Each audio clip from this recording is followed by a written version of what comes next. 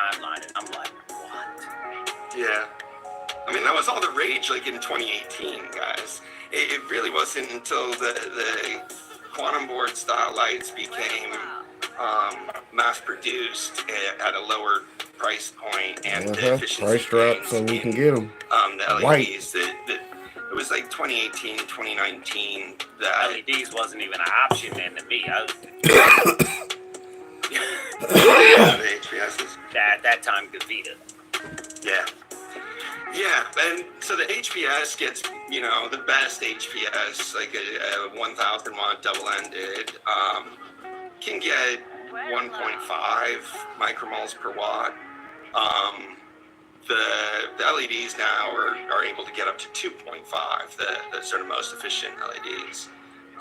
And that's usable. That's measuring the amount of light that's actually reaching the canopy. So that's what I always measure in my test. It's what you're measuring with the PPFD sensors. You're measuring the light that's actually getting to where it belongs. In an integrating sphere, you measure sort of all of the light, regardless of whether it's going to get to where it belongs in the end. So getting back to your 11 by 11 space, you're going to need 2,345 micromoles to sort of fully light that space. Wait, if I was setting that room up and I'm just somebody that's new to it. Something's wrong here. You must have 3 by 3 square. I wouldn't even know Yeah, how I'm to add not that up. coming here. I wouldn't know how to add that up. I wouldn't know how to add that. Like, would I just take the average par across the whole canopy and add it up for like 4 by 4 section? Like, in beginner's terms. We have 11 square feet, not 3.35. That's why the math wasn't coming out well. You have 3.35 meters by 3.35 meters, which is 11.2 meters square, which is what we have to multiply by 700 because that's our target average density. And that gives us to 7,855. That's a much more reasonable. I'm like, what is wrong with this number? This is not nearly high enough for that size space.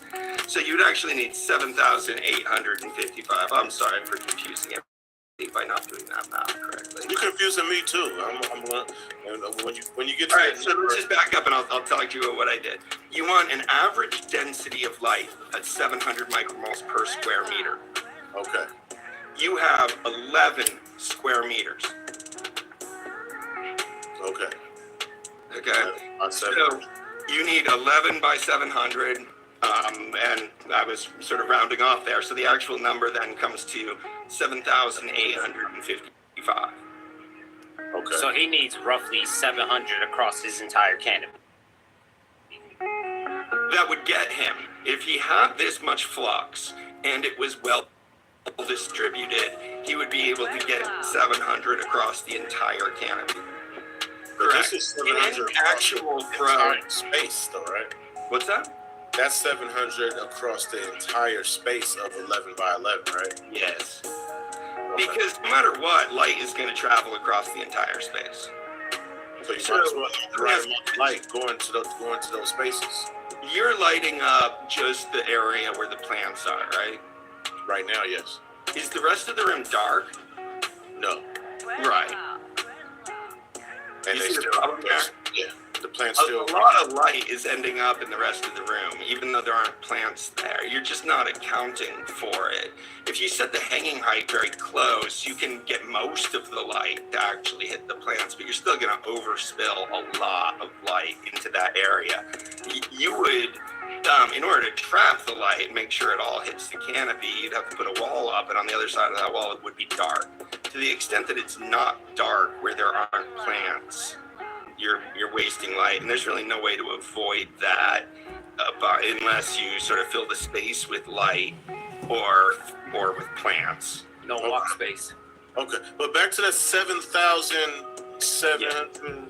That number. What is that number, and what do I do with that? That's the amount of flux that you would need. So we're getting there.